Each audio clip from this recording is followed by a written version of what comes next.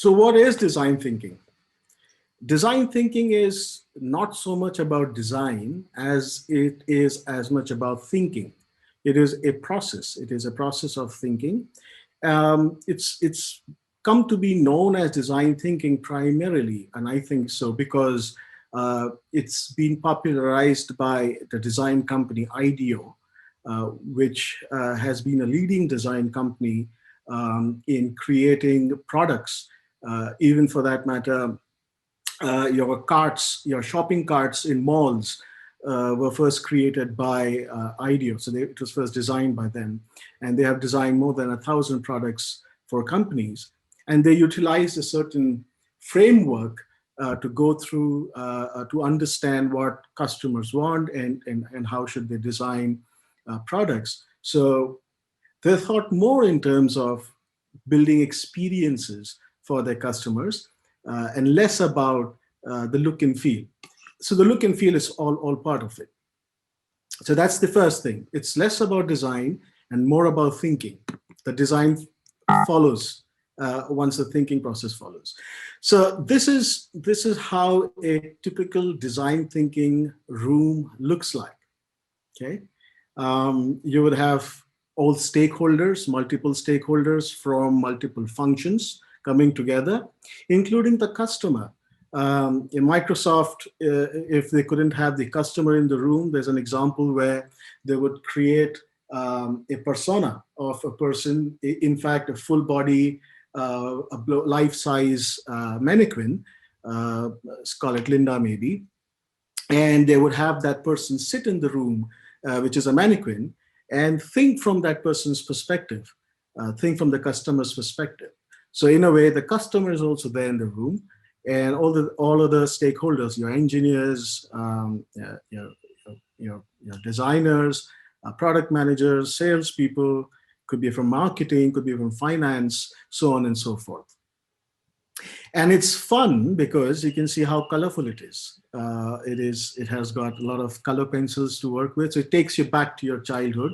So anybody who loves to think and wants to think and solve a problem, actually it's no more boring. So you can play with this framework because it's incredibly colorful. And I love it precisely for that reason.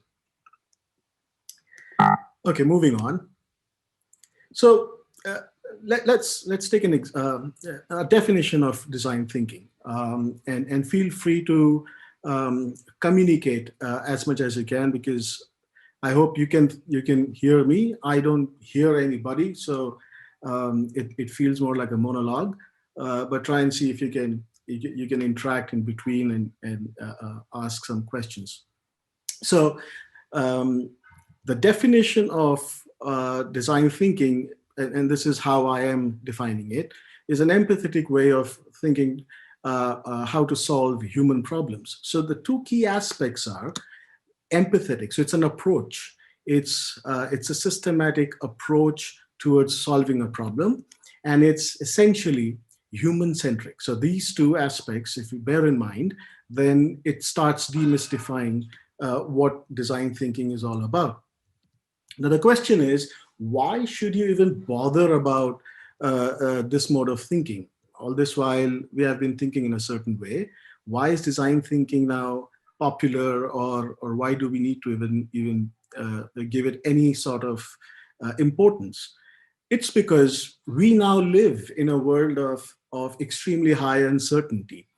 We have always done so. And it's not a new approach. It's just that this approach has now become more popular, more mainstream.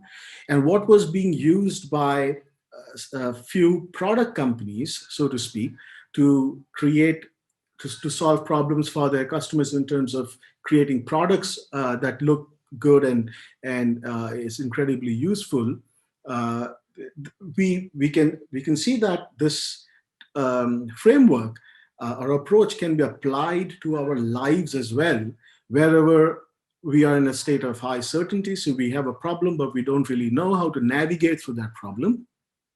And human emotions are involved.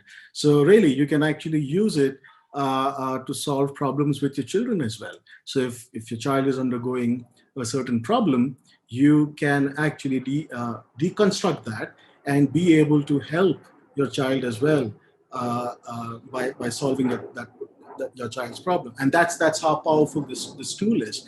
And so so the two checkpoints to see when you should use design thinking or think about design thinking is when there is high certainty in a certain situation that there is probably a problem, or you're trying to understand a problem, but you don't really know how to go about it. There is no precedence, or the experience with the precedence is not up to the mark.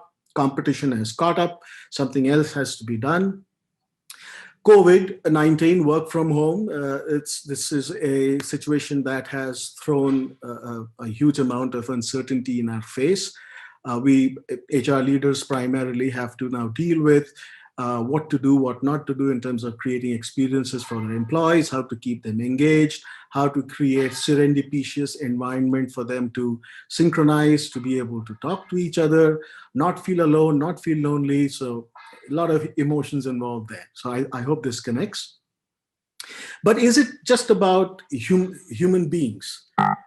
I mean, if it's just about human beings, then it's going to be really difficult to explain it to the business, because then because you need support. You need support from multiple stakeholders.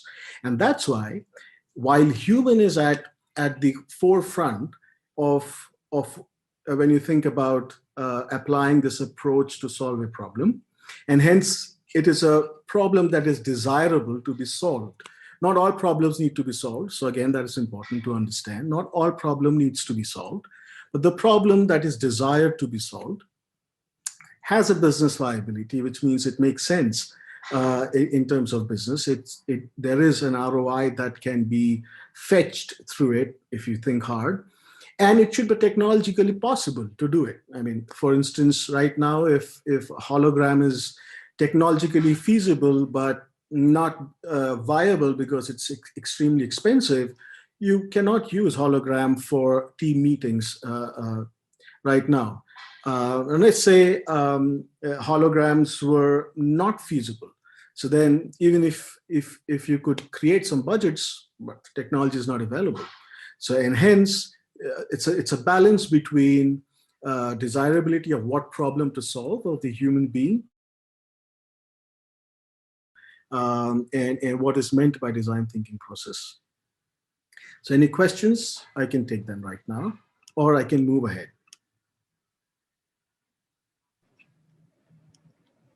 Yeah, Tarun, we can move ahead and then cover the questions later. Okay. Now, one of the good things about design thinking is that how to navigate or understand design thinking, it gives us an approach for that as well. And that's the beauty of design thinking. So it tells us, well, think in terms of why, how, and what, and you will be able to navigate. And this is a great way to learn anything. What's the mindset required? What skill sets do you need for that? And what tool sets you need? So if you remember this framework, you know how to learn anything. And this again comes from this framework of design thinking. And I love this. So mindset, empathetic mindset, and what's empathy we will decode in a bit. It's a process, as I said earlier. It's a system. It's a system of understanding emotions and then taking it towards action.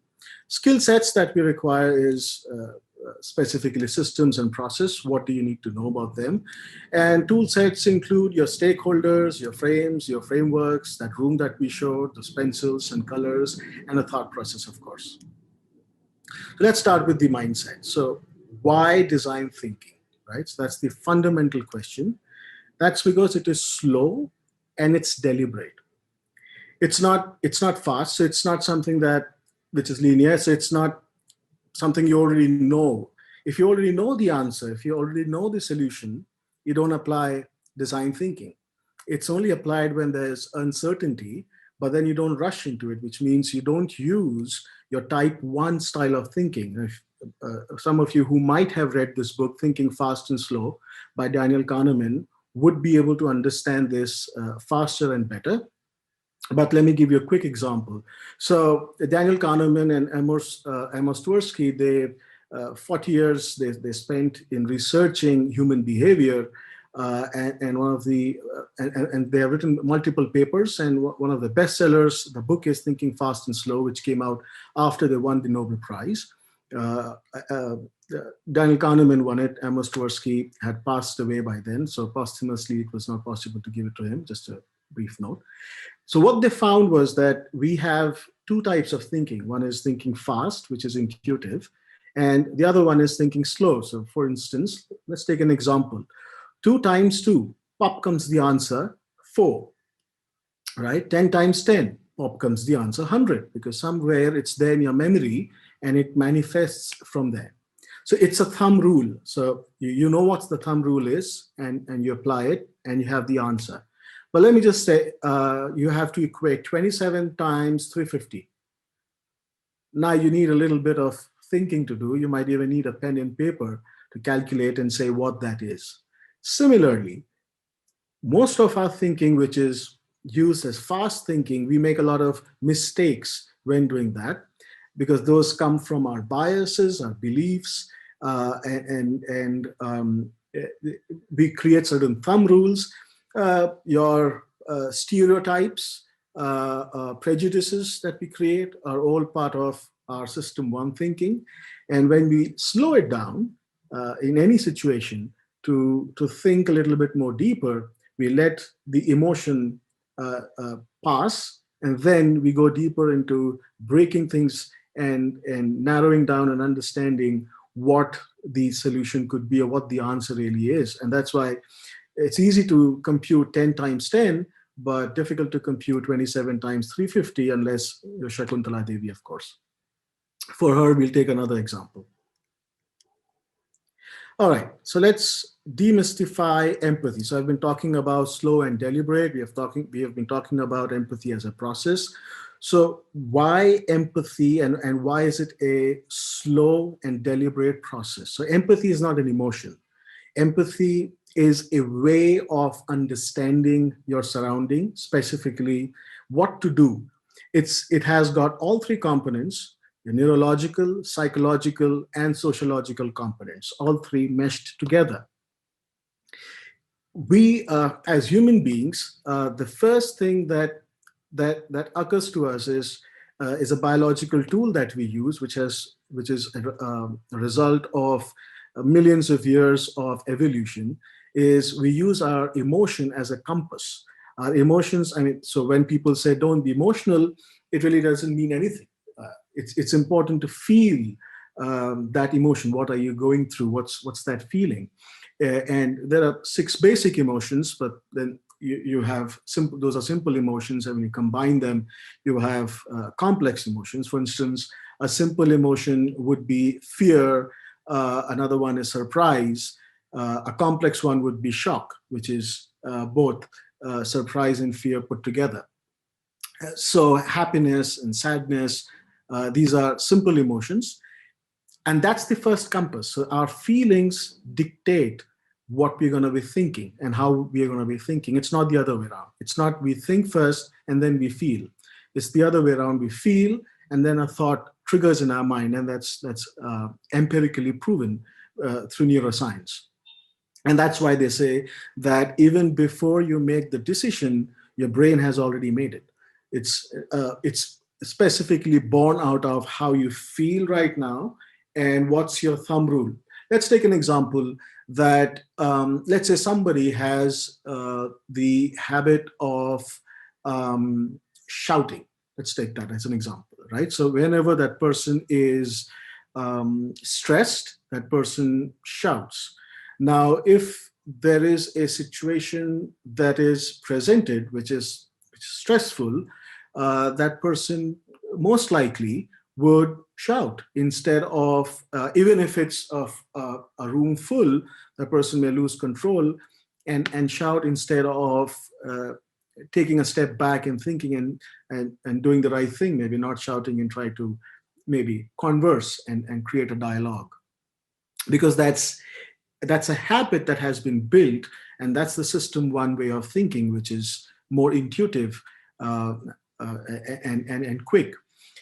Intuitive thinking works great if it comes from experience. And that's why if a salesman suppose a sales guy says, this order is going to come, and that salesperson has got 15 years of, say, sales experience, you can trust that person because it's coming from experience. But say a novice salesperson says that this order is going to come, you might want to take it with a pinch of salt because there's not enough experience to have that kind of an intuitive understanding. So the first thing is feeling, but then feeling is not enough. When you feel the emotion of the other person, so you can sympathize, which is you can see that the other person is feeling sad, and all of us as human beings, and we have the capacity to look at the other person's situation, look at the other person's facial expressions, eyes, specifically the eyes and the lip area. And it's easy to make out what the other person is going through right now. Probably the person is angry, or the person is sad or happy. You can make out. But then now you have to decode why that person is feeling like that. If you know that person, if you know the situation, you might know why. If you don't know, then you have to ask, right? So then you have to figure out why a certain person is feeling in a certain way. And if you don't do that, the problem is you might be sympathetic towards the person, which means a good example is, say, a person playing football twisted his knee and fell down. Now, sympathetically, our reaction would be to pick that person up. What that would do is actually destroy the person's knee further, right? It would, because maybe the bones have twisted and it's become a bit of powdery inside. And now if you lift that person and the person tries to stand on his or her feet, it would create even more damaging impact on the knee and on the bones. However, now if you think what to do here, now if you have experienced that and you understand that when a person has twisted his or her knee and has fallen down, instead of picking up that person, you want to ask that person to stay still as is, get a stretcher and put that person on that stretcher and then take him to the hospital. That is the thinking part that is required, and that comes from experience mostly, and understanding the situation. And that's the psychological input. So the feeling is more neurological, that's your biological aspect, those are chemicals. And then your thinking is more psychological, which tells you how you have to go about processing this information about feeling. And then comes the action. Now, if you stop at thinking, that is, if you can feel the problem, you know why that problem is, but you don't take an action, which can happen, which can happen primarily because there is a fraction of a second, which is about 500 milliseconds, when if, let's say, the situation is not particularly a happy situation, then the observer also goes through a bit of a personal distress. And if you're in a hurry or speed, or you have a way to escape, you would. Most probably you would. And one of the examples that I've used in a previous discussion, and I'll share that with you if you've not been part of that, is I think all of us, or most of us, would have seen this movie Mashal. And in that movie, there is an excellent scene where Dilip Kumar, at the dead of night, has Vaida Rahman with him, and he is frantically shouting and asking for help. Ki, bhai, koi to hospital le jao, somebody help. And we see all lights of the building switched off, so maybe people are sleeping, so they're not even hearing that voice. And we see a few cars pass by, and we kind of think as audiences, why aren't the cars stopping? The reason for that is very simple, is that they might have seen the problem, but there is a personal distress that is caused to them as well, that, oh shit, there is something happening. And they are at a certain speed. So if they can escape the situation, they will escape the situation. And that's why it's important to slow down to be able to take any action. And hence it is a deliberate action, and it's a slow way of doing things. Now, if you have any questions on empathy, do ask me. It's my pet subject, and I'm doing some research on it. So I'll be more than happy to answer more questions on that as well. So I hope empathy is clear. So now let's dive into, so that's the mindset. Just to summarize, we were talking about what's the mindset required, and we said slow and deliberate thinking, which is applying your system to thinking, slow down, understand, feel the other person's emotion, think why that person is going through that, and then take action, and know that you would be also, you would have your own biases. It could be distress, it could be any other bias that might slow you down, that might not allow you to take action, and you have to be cognizant of that to be able to take action. We'll demystify this a little bit more when we go into tool sets. Now, what skill set is required for this?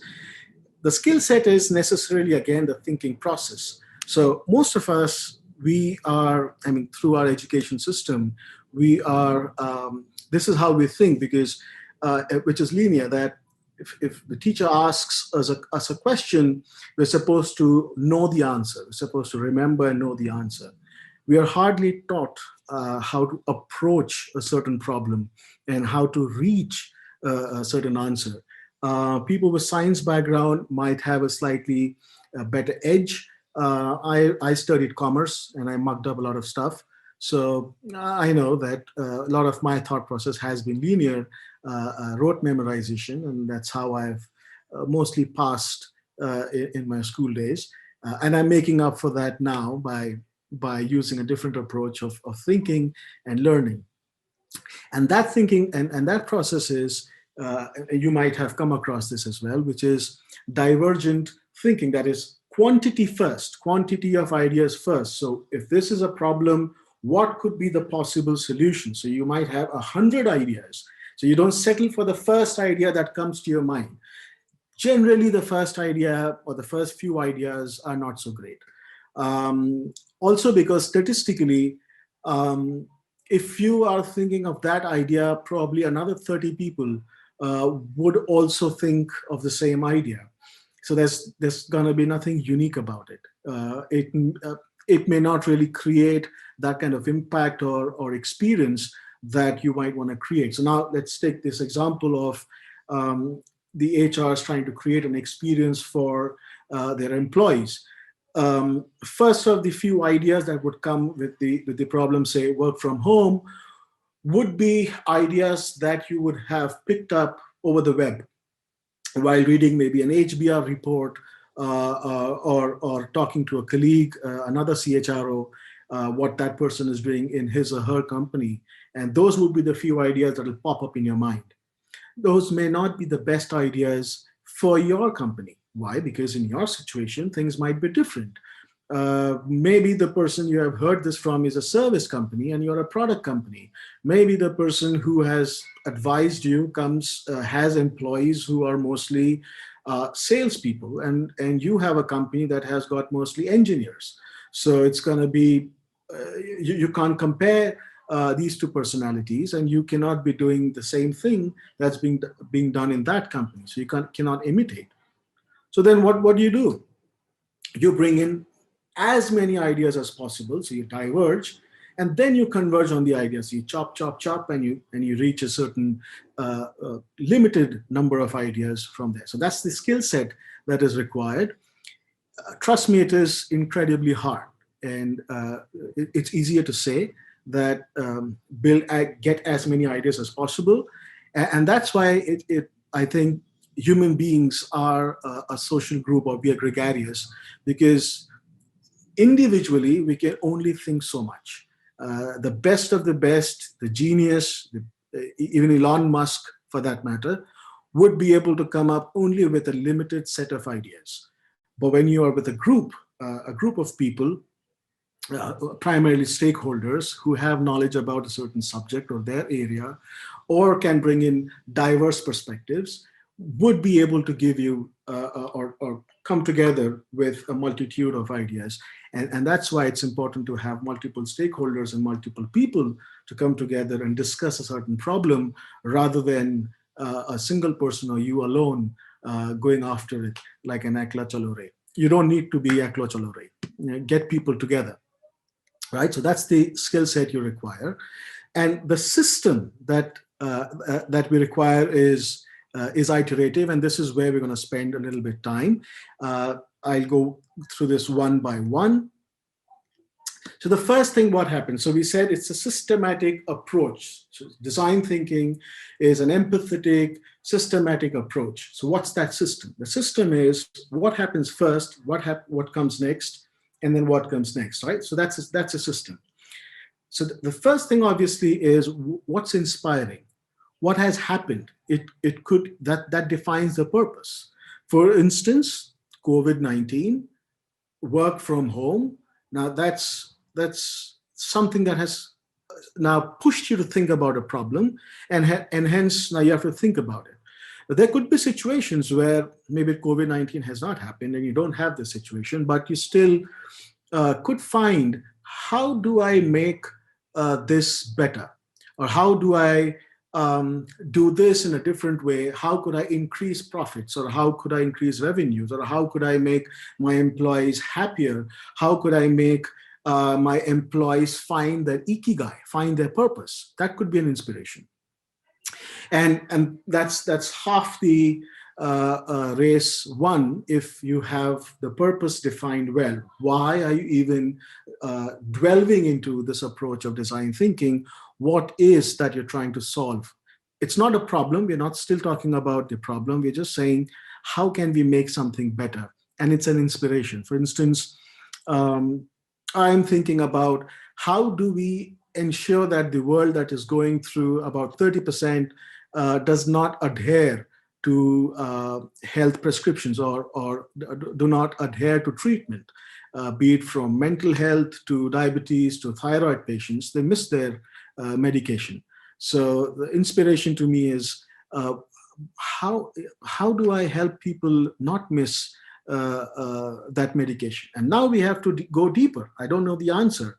So to go deeper, we have to now empathize, which means that we have to understand from people what are the challenges that they are going on a day-to-day basis.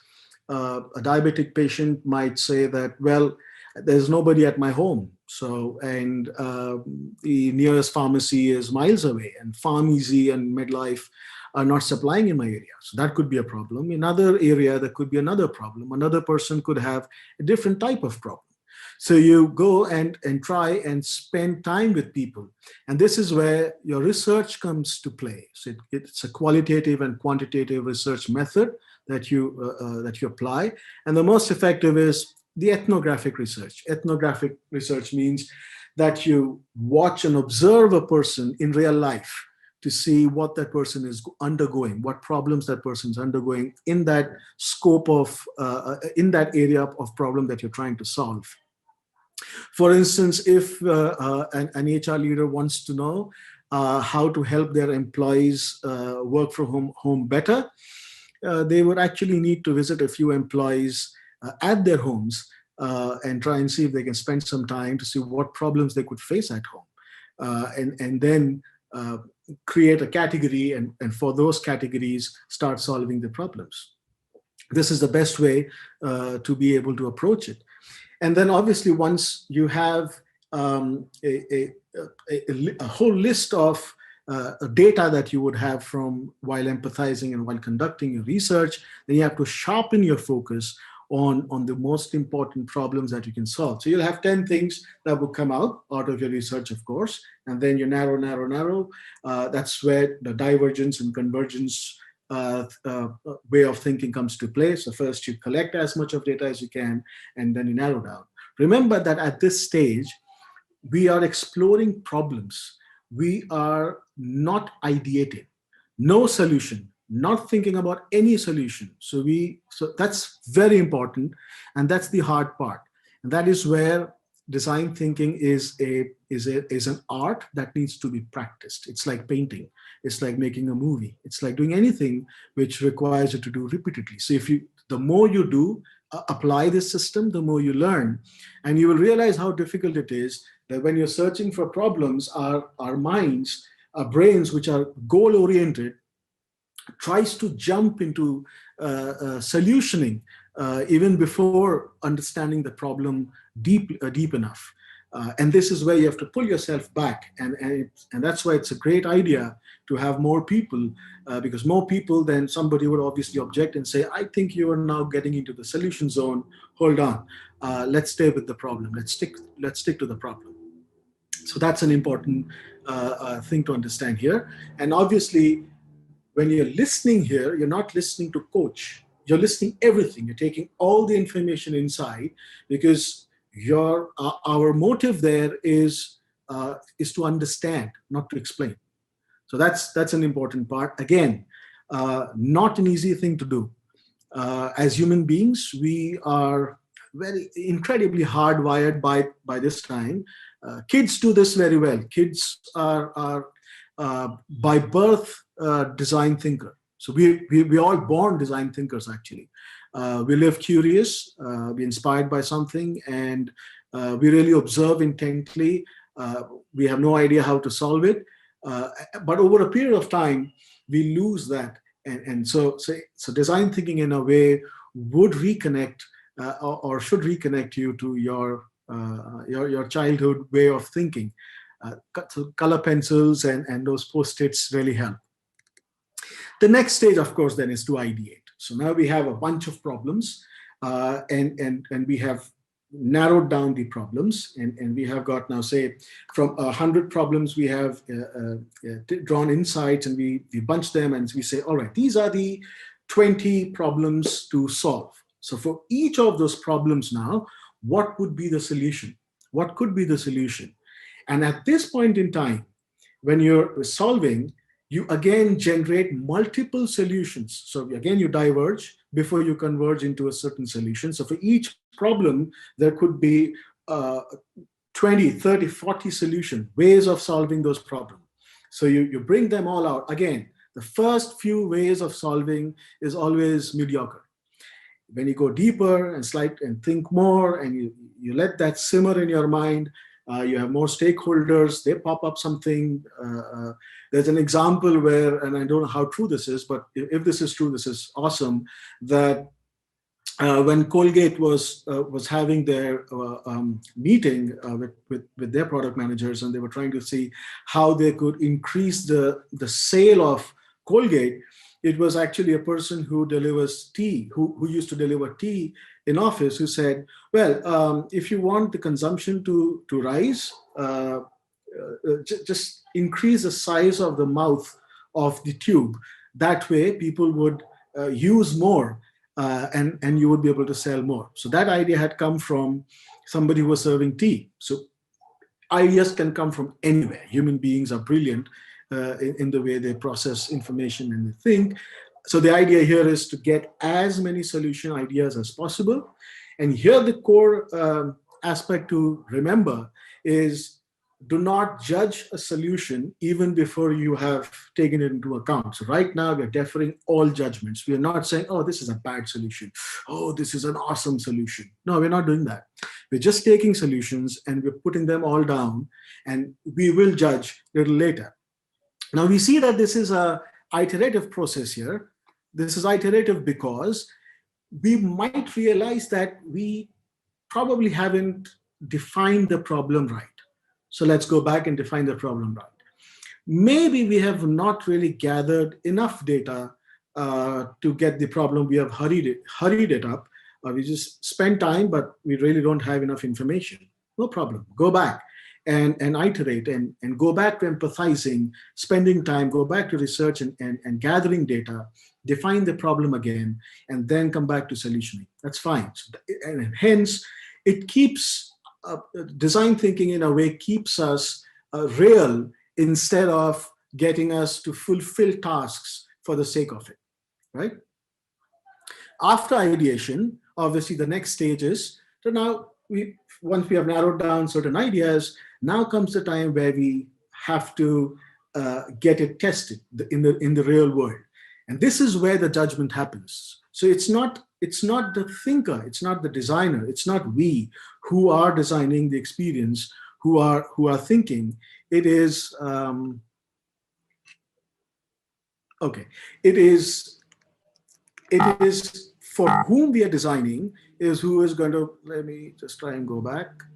Yeah, we're trying to for the people or the persona or the group of people for whom we are solving the problem and designing. We test with them.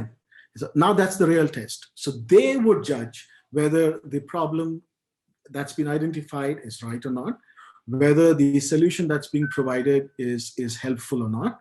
And that's where you use an easy, quick, we also say imperfect or dirty mock-ups, which means that you might take in HR parlance, you might take a small group of people and apply a certain policy and tell them, well, this is only for a week or maybe just a month, and see if how you feel or how can you navigate around it. Like, let's say you want to create a system where you can get people to move into different roles laterally, right?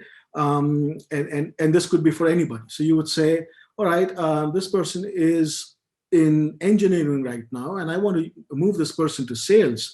So you kind of group a certain set of people and say, who are those people who would probably like to try sales? There could be certain engineers who would say, it's not my cup of tea. I have friends who say after a while that sales is who have tried and then said, well, sales is not my cup of tea. And there are friends who are engineers and they love sales. So they tell me to teach them, and they try and be on some of the sales calls that I go for. They love it so much. So if you want to make them do that, so you don't say that, all right, for the next 18 months, you're going to be doing this. Instead of that, you say, all right, let's take a 1 month or 2 month approach and see if this is working. So there's always a way of going back to the previous world, and hence it's a prototype. It's still not a perfect way of doing things. And this is where the statement "fail fast and fail early" comes into play. The idea is not to fail. The idea is to succeed. Nobody likes failure. I certainly hate failures, right? And after going through many failures, I certainly hate failures because it hurts, right? It takes you down, and each time you have to pull yourself back up. So it's not failing for the sake of failure. It's going instead of being in your head, going out and trying and doing things. It's like trial and error, like children do. They would try and stand up, so they'll fall. That's fine. They will try and put their hands in a flame, and they kind of feel the heat and burn their hands, but then they learn. Each time when you're trying to do this, you are also developing failure tolerance. Now, if you become scared that, you know what, we have to play safe, we don't have budgets, or I cannot look bad in front of my management, or somebody else is going to think something about me. Well, all those things, or what the other person is going to think, and all that, all those do decrease our threshold of tolerating risk or failure. It's really not for the weak-hearted. So you really have to have high self-esteem, build on your self-esteem, and have that. And when I say build on your self-esteem as an organization, as a group of people, you need to have that. And that's most important at this particular stage, because you would be surprised to learn how much that you're delivering is actually wrong. And to make it perfect, it takes some time. But once you get there, then you can go ahead and scale it. So then you can apply it across your organization, or if it's a product that you've built, you can apply it across the whole segment, your buyer segment, and that's how you scale your business or you scale your idea. Okay, so far we have, so this is actually the entire system of design thinking, an iterative approach. Pretty simple, but this is what you do. But practice is most important. So what tool sets do we require? So we've gone through mindsets. We said how you should be thinking, slow and deliberate.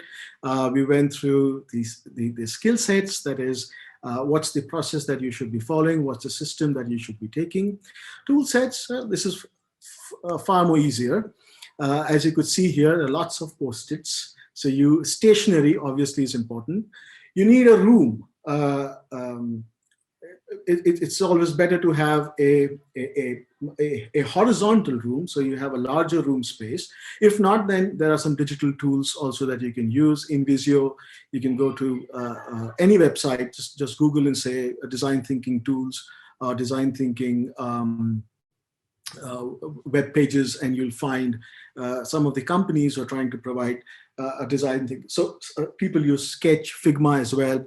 You can use a PPT as well, but then they don't give you enough room to expand. So for design thinking, you need as much space as possible to walk around, move around, create a full journey, and stick things. So you really need place to move around. So a nice big room is always good to have, and design thinking as a process is better than physically with people than remotely.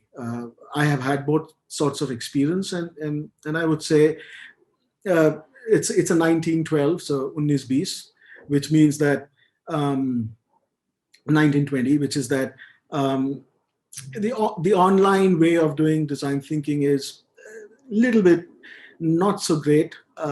You can still get your job done, obviously, but it's far more fun when we do it physically.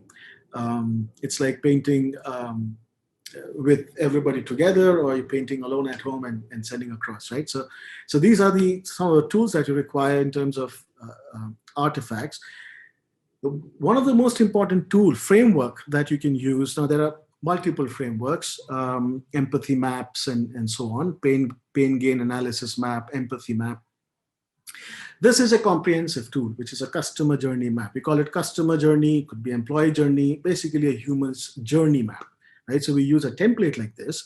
And in this template, what we essentially do is we capture what's the journey of that person. So let's say we're trying to help somebody work from home better. So now obviously then we'll have to look at what time the person wakes up, what time has breakfast, sits down to work, and if it's a female, then maybe she's probably helping at home in a different way.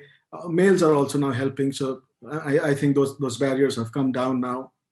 You have to wash dishes, of course, and clean the floors. And so then what time is lunch? Are there kids or are there no kids? If there are kids, then what's happening? And if there are no kids, then what's the process? How do they navigate their day in a life, so to speak? And then evening and then night. So how are they working? Some people like to work in a deep focus mode. Like I like to work like that, so I can sit for 5 hours, 6 hours straight and just keep pounding at my keyboard and doing stuff. Some people like to work in Pomodoro Technique, which is 50 minutes at a time, and then taking a 10-minute break. So you have to understand the process of that person, say in a day's time, in a week's time, what is that person going through? Or for a company, what's the entire process that the company has to go through to complete a certain task? And then, so what are the activities they need to do? And this captures here the emotions, your empathy, the empathetic piece, that what's the, and it's reverse. So we try to break it down. So what are the actions? And from the actions, we're trying to make sense that what could be the feeling behind it. And why is the person doing like this, and what does it think, what information the person has, and what could we improve in that. Now let me take you to an example. So this is one of the examples. So I had created this for a company which is in the insurance sector, and they had a problem where they wanted to create awesome experience for their customers who are their insured, who they insure. At the same time, they wanted to minimize frauds. Now, this is a tough problem to solve, that you're trying to minimize fraud, which means that you might inflict pain on some of your customers, but you're trying to have a great customer experience. So you're trying to have high NPS, Net Promoter Score. How do you do that? So obviously, one way to do that is just apply what the others are doing, imitate. The other one is try a design thinking process. And what we did here was that we broke up the entire cycle of insurance into stages that, well, what a typical user would do is, from the user's point of view, that will apply for insurance, there would be an underwriting that would happen. The user, and at the time of using it, they will file for complaint. So from underwriting to claim settlement, and the claim would be settled. So at each stage, what would be the activities that would happen at each stage? So for example, when the user applies, user logs through, say, an insurance web portal, or maybe a broker fills the form for the person, to user files for claims, calls to a number and files. So that kind, so you note down the activities. And so we want to now capture what could be the areas of fraud here. So we put in as much information as we can, and figure out the areas of fraud. What tools or technologies are being currently utilized at this point in time? What's the impact to the insurer? What's the impact to the insured?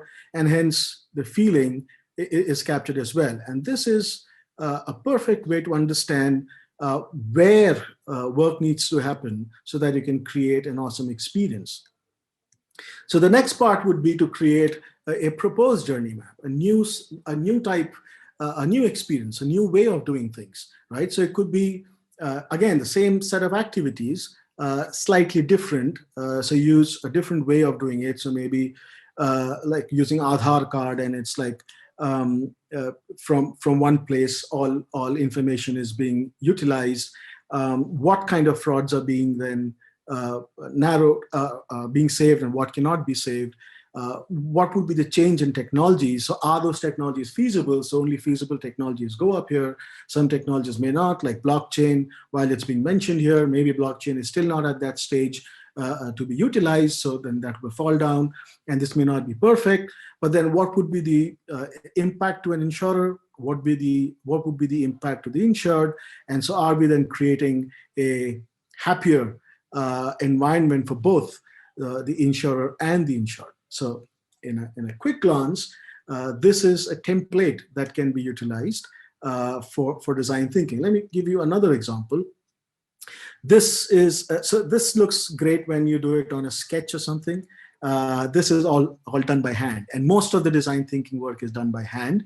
Let me try to see if I can increase the focus a little. So this we had created a year back when we were trying to create a better hiring process, or try to solve problems in the hiring process for HRs. And we went from timeline, which is 1 week to 4 weeks, and less than 1 week, 1 week to 8 weeks, so on and so forth, till exit.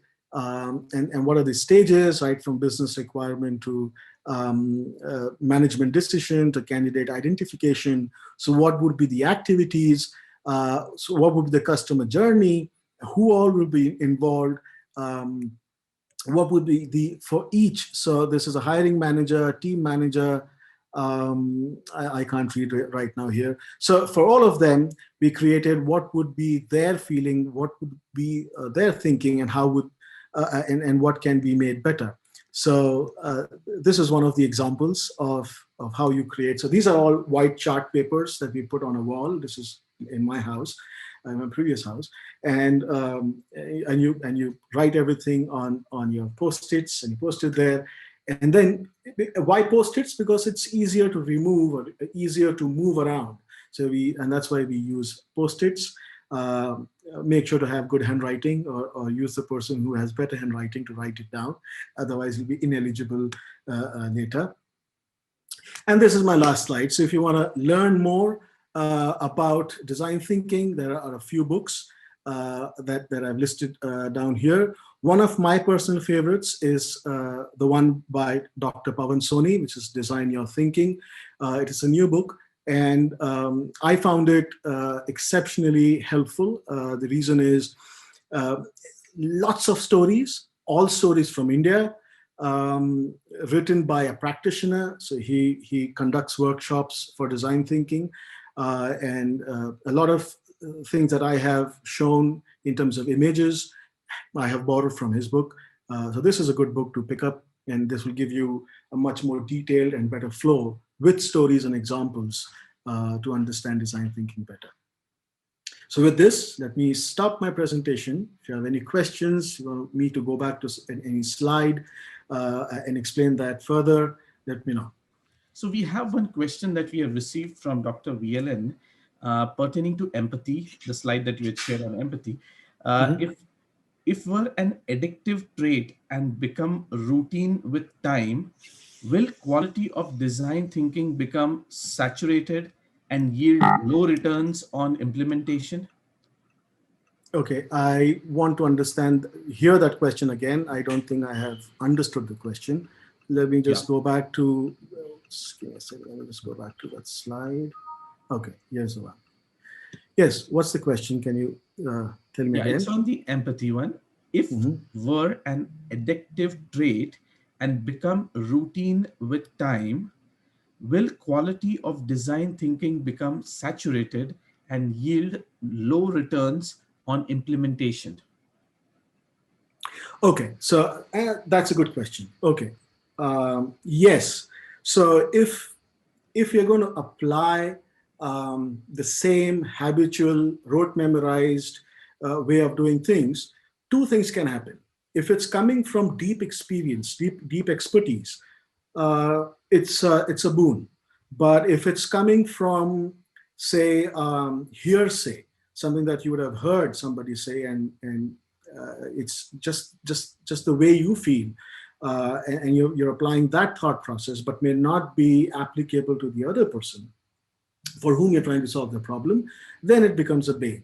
And that's why one of the things that we try and do when we're doing design thinking is to include more people into that workshop. So instead of having one person, so it's not the job of just a UX designer or a UI designer or a product manager or a sales manager or anybody, not one person's job to design the experience for anybody. It's a group activity, and 5 to 7 people is always good. More than that sometimes becomes a crowd. But in about 5 to 7 people, you would have most of the stakeholders, and you'll have a diverse thought process. And if you're not having that kind of diverse ideas, then you might want to look at what kind of people you're hiring within your company, or what kind of people do you have in your circle. You definitely want to have diverse perspectives.